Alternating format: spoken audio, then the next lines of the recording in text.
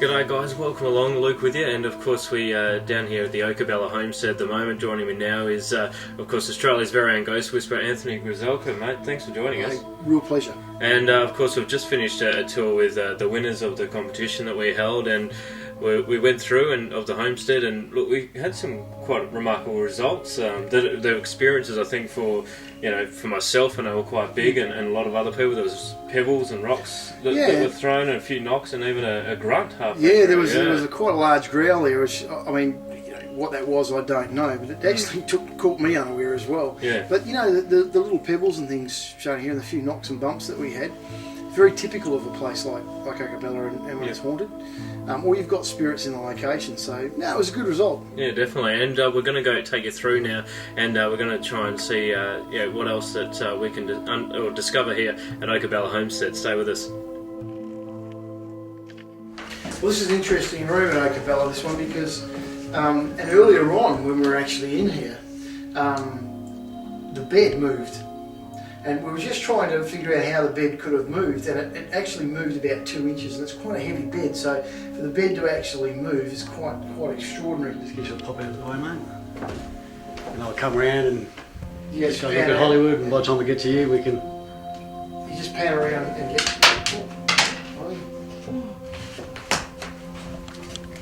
Did you get that? What was it? Someone threw a stone down there. Someone just threw a stone. That's exactly where I was standing 2 seconds ago. Just threw a stone down here. Down there it is. There. You know, I think that's this little boy. I think this little boy likes to play a few tricks on us here. Let's see if we can get some EVP in here. EVP is electronic voice phenomena, where you can actually get the spirit's voice on a recording. I'm going to see if we can get that, because I think little William, we might get some laughter or something on this. So, do you want to make a noise for us? Can you tell me your name?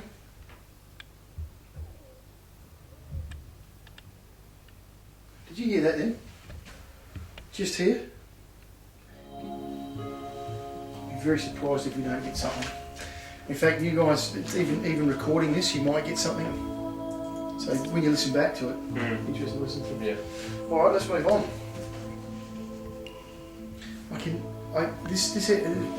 When the group was in here, I could feel a lot more energy in here than I can feel in here now. But it's almost as if I can hear somebody calling us in there. There's like a whispering coming from this room here, and it's very male. I can hear this sort of whispering coming from over here. But you can feel so much energy, and you can feel so much of just the interconnected levels of energy in this room from the different time periods. It's quite amazing when you think about it and you look at it. But I think we might... Could you guys hear that? Can you do that again? Did you guys not hear that?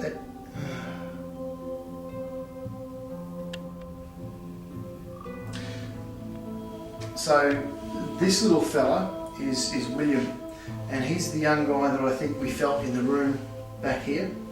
And he apparently died of Spanish flu in this house. And I think that's the little guy that haunts that other location, or comes to visit that location. This is an interesting room, because when we were coming here with the crowd earlier, there were a little bit of energy in here, and I felt like a pool of blood here on the floor. Also, earlier on, I felt a very strong man dressed in World War I or even Boer War uniform, and they believe it might be this gentleman here. I'm not so sure, but he's one of the relatives of the original owners of the place here.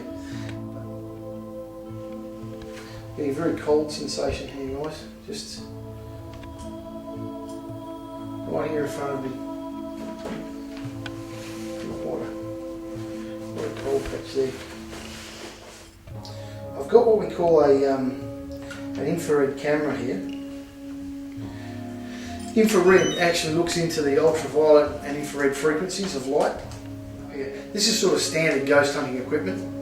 The EVP recorder, an IR camera. We would usually use motion detectors and things like trigger objects to help get a ghost or a spirit to do something. You quite often see on IR cameras orbs of light shooting around the location. And they believe that's the beginning manifestations of a spirit. I don't know if you can pick that up on the camera, but see that one? Yep. Did you touch my hair just in there? See that? You'll see those little orbs of light just occasionally. See that? I almost feel like humans being eaten. You know, it's very, very strange. But it wasn't Aboriginal. It's like white people and someone being sort of being picked out to be killed. A very strange feeling, and a bit of cannibalism as well, which I find really disturbing. When you see shadows like that, just dark shadows moving across, they're commonly known as shadow people, but they're just, I believe, spiritual energy just moving through a location, but there's something different. Oh, gee. Can you do that again for me, please? There you go. Do you see that? Yep. You saw that one? Yeah. I can hear somebody crying here in my mind. I can hear someone crying. Wailing, actually, more than crying. It's common, you know, for things like this, and you might put something in a certain way, and then you'll come back the next day and something's been moved. And particularly the lady here, this Amy that was in here, she wouldn't like anything moved or touched or disorientated or untidy. So it wouldn't surprise me if in this location things were moved, you know, and you put something somewhere and it was moved to a different location. But this is just not an area I like.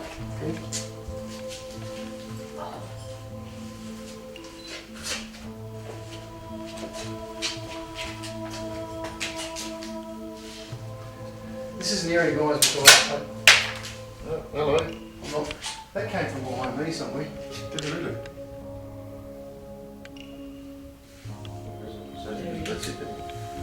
It snapped straight off. Where's it from? I don't know. It looks like a piece of the wall. Up there somewhere, perhaps. I almost felt that came from here somewhere. See that one? I'll try not to move them too much, but see it? Drifting up on the. There's something over that way, Phil. They're just all over the place there. And I mean, I know you can expect some dust. You see how slow and it changes direction. It's all over that area. And you know how many times have we had stuff like that today? I mean, 3 or 4 times we've had rocks being thrown or things being moved, or you know the bed in there being moved. So you know, for an investigation that you know isn't really an investigation, sort of a quick walk through a place like this, we've had quite a lot of activity. So I'd say Oakabella is pretty well haunted. And there you go, that wraps up our final tour of the Oakabella Homestead. It's been absolutely fantastic, Anthony. We had some good results in there as well again. Yeah, no, we did. We had some great results, and you know, Oakabella's certainly got a lot of spirits here, and it's well worth coming to check it out. Yeah, definitely. And it was interesting, the camera that we had set up earlier, we moved it into a different location, went to check on it, and it actually switched off. So it happens all the time. Yeah. You know, they play with electricity, and they play with electrics, and that's what happened here. They turned the camera off. They obviously didn't want to be seen. Yeah, I think so. Yeah. And Loretta from here at Oakabella, big thank you for allowing us to come and do this. We've had a fantastic experience. It's always a pleasure to have people like yourselves at Oakabella, interested in heritage and as well as the ghost side of things. Yeah, that's right. It's such a beautiful spot, and you guys are open, of course, daily, and so people can come out and have a look. Yes, open daily, 9 to 4. Yep, definitely. So come out and have a look. Loretta's scones, by the way, absolutely fantastic. So come along and check those out. Of course, go and have a look at Anthony's website as well, which is, mate? Whispersfrombeyond.com.au. Until next time, have a good one.